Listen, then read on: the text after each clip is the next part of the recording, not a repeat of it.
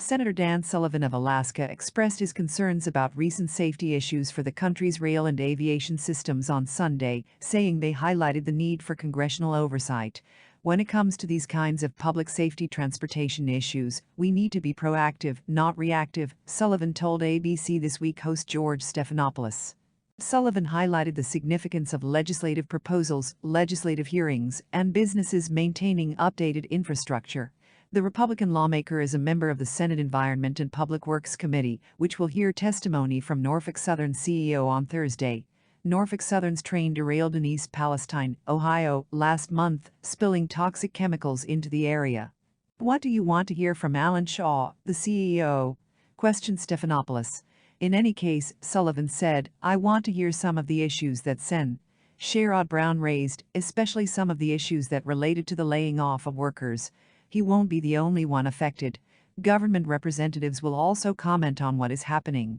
Brown also made an appearance on A Different on Sunday. Sullivan said, there have been a number of train derailments across the nation this week, and we need to figure out why these things are happening.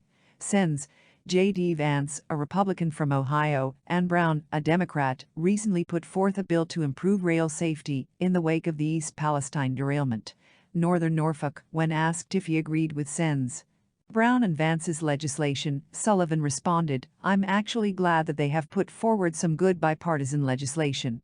I concur with Senator Brown that we shouldn't need a catastrophe to enact effective oversight legislation to guarantee the safety of our rail system. However, George, a safe aviation system is the most crucial aspect of what I've been focusing on.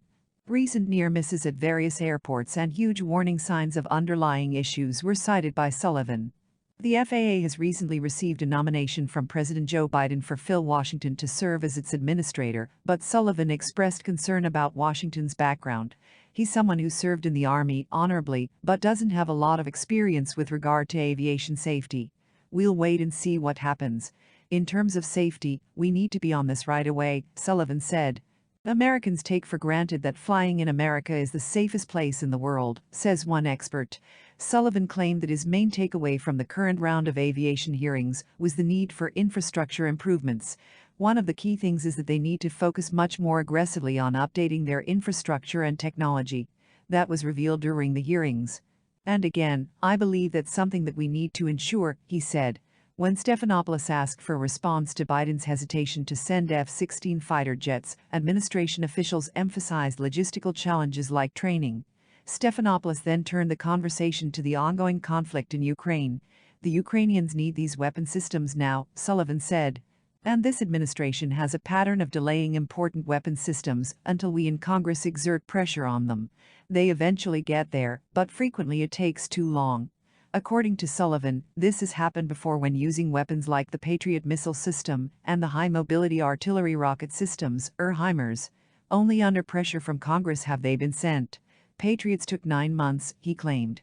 Sullivan was questioned by Stephanopoulos about who he would back in the upcoming presidential election.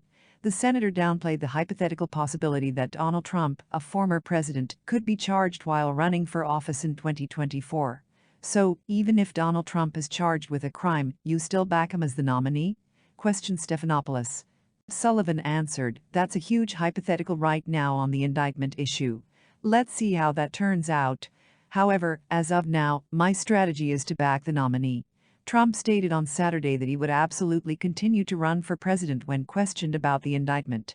In all of the ongoing investigations, he has maintained his innocence. Sullivan mentioned on This Week that there are additional qualified candidates who are running or are most likely to run for the nomination. In addition, I think having a primary with a new generation of Republicans is healthy for our party, he added.